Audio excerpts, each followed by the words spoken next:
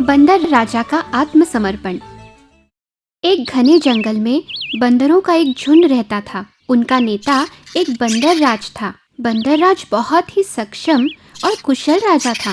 जंगल में नदी के किनारे एक बहुत ही रसीले आम का पेड़ था। मित्रों, हम इस आम के पेड़ पर चैन की जिंदगी गुजार रहे हैं, लेकिन मेरे अंदर की आवाज कह रही है कि जल्द ही हम किसी संकट में फंसने वाले हैं। ये आप क्या कह रहे हैं महाराज? इस देश का राजा अपने सैनिकों के साथ यहाँ शिकार के लिए आया है। उन्होंने आज तक आम्रफल को नहीं चखा है, पर अगर एक बार वो चख लें तो हमारे लिए संकट हो सकता है। तो अब क्या करें महाराज? हमें बहुत सावधानी से रहना होगा। चलो, इस पेड़ की जो भी शाखा नदी के ऊपर है, उसके कच्चे पके सभी आम निकाल लो। ध्यान रहे कि आम का एक फल भी नदी में नहीं गिरना चाहिए। सारे बंदरों ने राजा के कहने अनुसार काम शुरू किया, लेकिन बहुत सावधानी बरतने के पश्चात भी एक आम नदी में गिर ही गया।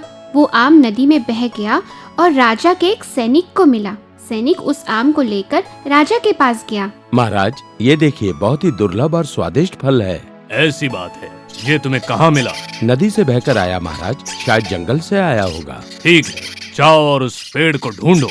वो पेड़ सैनिकों को मिल गया। फिर राजा ने सभी को फल खाने के लिए कहा। उसी रात बंदरों का झुंड भी फल खाने के लिए उस पेड़ पर आया। मंत्री, ये आवाजें कैसी? बंदर होंगे महाराज। ये बात है, तो कल हम शिकार पर निकलेंगे। बाप रे, अब तो हम बुरे फंसे।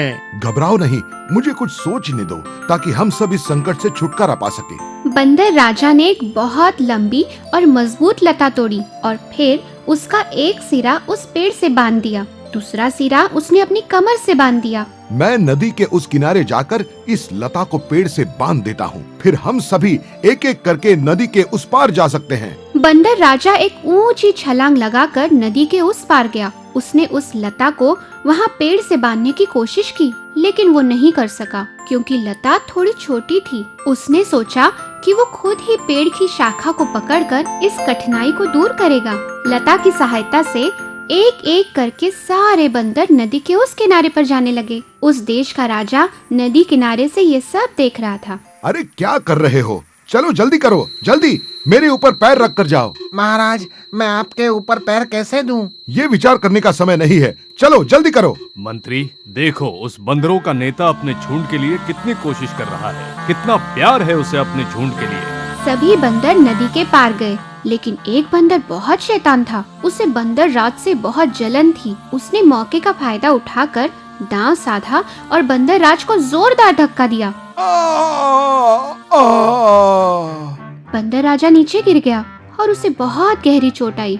राजा ये सब देख रहा था। बंदर राज को गिरते हुए देखकर वो उसकी मदद करने वहाँ पहुँचा। मुझे कोई चिंता नहीं महाराज, बल्कि मैं बहुत खुश हूँ कि मेरी सारी प्रजा सुरक्षित है। अभिप्राय: हमेशा दूसरों की मदद करनी चाहिए।